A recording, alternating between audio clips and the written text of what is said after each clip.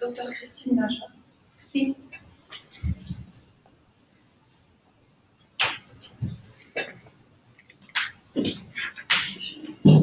I would like to welcome you to my presentation, Switzerland, a special use case for Inspire.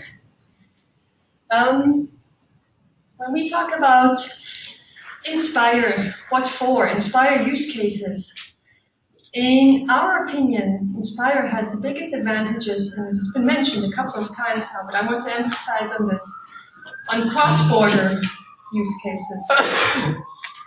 And I would like to show you maybe a bit an interesting example here for a cross-border issue concerning the national frontier, the national border between Switzerland and Italy, which had to be changed due to climate change. We had a climate change presentation this morning, and here the glacier melted. This is this glacier here. And since the national frontier is marked by the watershed of the watershed changed because the glacier melted, and therefore the watershed changed and the national frontier changed. So, in this case, an advantage to Switzerland, this upper station of the funicular used to be on the Italian side, now it's on the Swiss side. I am mentioning this because I think it is clear to all of us that climate change is not a discussion anymore, it is happening. We have current events, the UN climate conference in Katowice in December, and cross-border issues do not stop at the national frontier, especially when we're speaking about environment. I would like to explain why Switzerland is maybe a special case, why we have to rediscuss the what for Inspire constantly. Maybe first to Swisstopo. So I work for the Federal Office of Topography called Swisstopo, the Swiss National Mapping Agency. And we have quite a large portfolio of mapping products and spatial data. And we are also in charge of, we have the mandate of the spatial data infrastructure on the federal level, based on the Geoinformation Act of 2007, where we have also defined 354 basic geodata sets, which have to be modeled, described with metadata, and provided with view and download services. So we have also a viewer, a map viewer, which is for Swiss standards quite successful. So we have this infrastructure, this SDI running, and Inspire requirements are always a parallel infrastructure that we have to build up.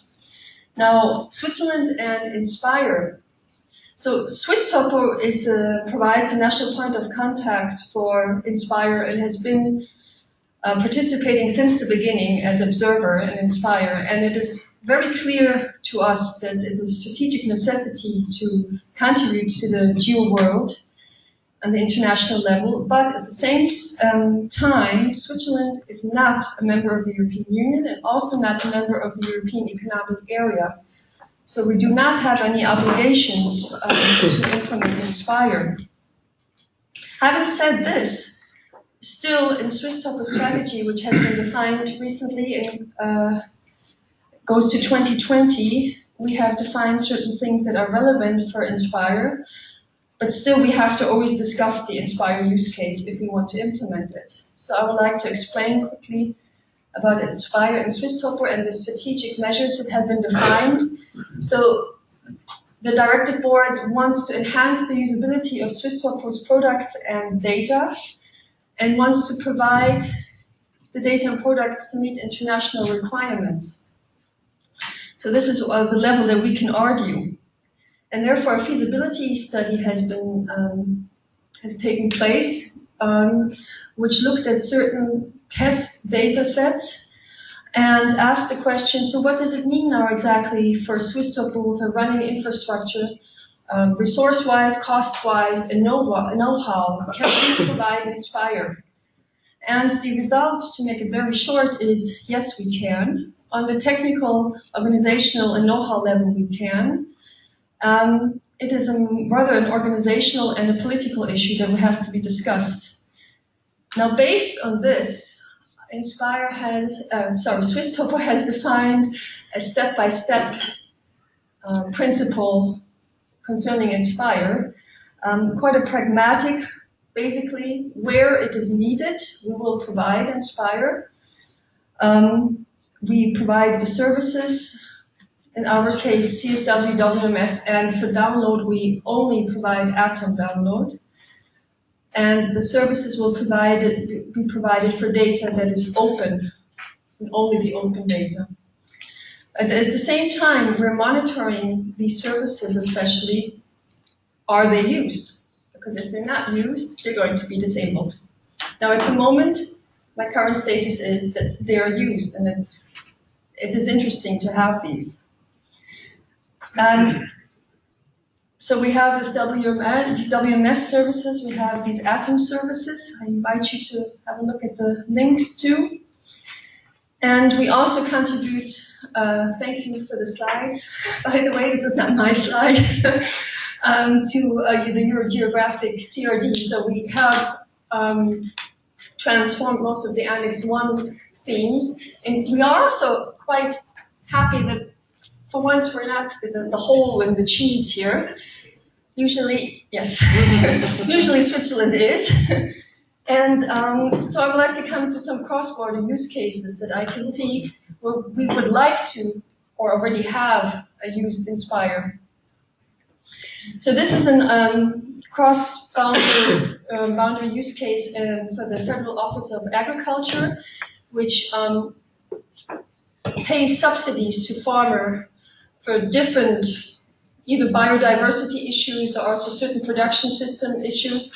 And some of these farmers have parcels beyond the national border. So it is interesting for this federal office to know the size of the parcels on the other side of the border, and also the, for example, cadastral ID, which would be, for example, very easy to ask in a get feature info, for example, of a WMS. So this would be a use case that at the moment it is not used for Inspire, but we would actually love to use Inspire services or data here. Also, we have various agglomerations. Now I'm using Geneva here. It could also be Basel, Lugano. There are many cross-border agglomerations here. But in the case of Geneva, there's a corporation, an organization founded, SETG, which is on the territory of 2 Swiss cantons and 2 French départements, and various public and private partners, which offer a coordinated and harmonized data system to various themes: energy, transport, traffic, construction, and provide them to the public.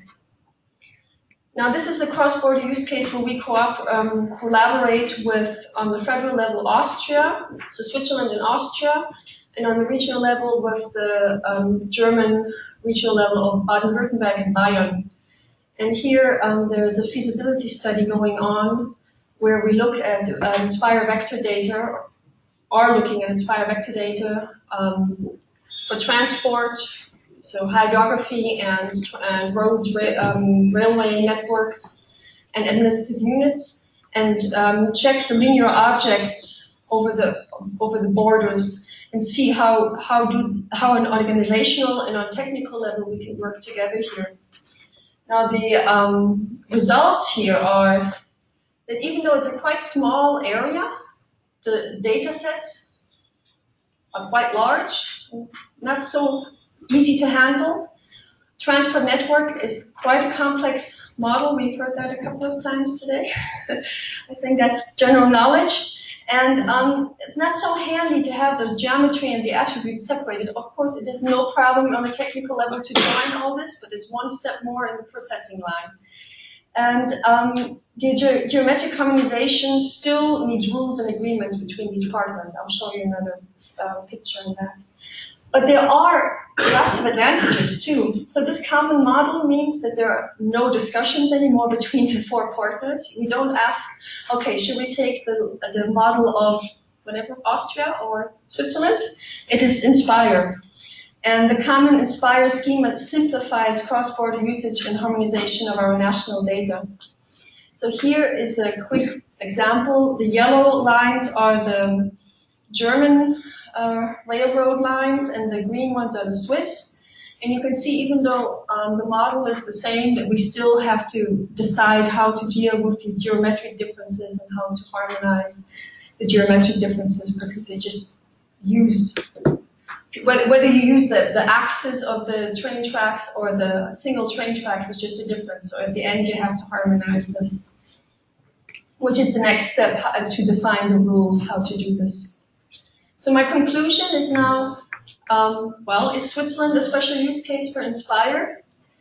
On the legal level, we're always a bit different, and that's just a fact.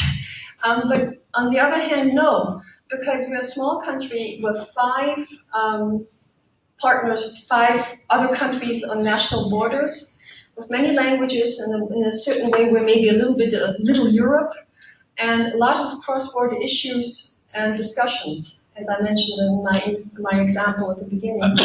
But, and I think this is not only Switzerland, I think it's in general, we just have to make sure that Inspire is actually used for cross-border issues mainly, because there are great advantages, but we have to make sure that we don't go back to national models, but we do use Inspire. And maybe a general remark, we have made the experience that maybe it's just good to just get that data out, and the use cases will come with the users and will be found by the users themselves. Thank you.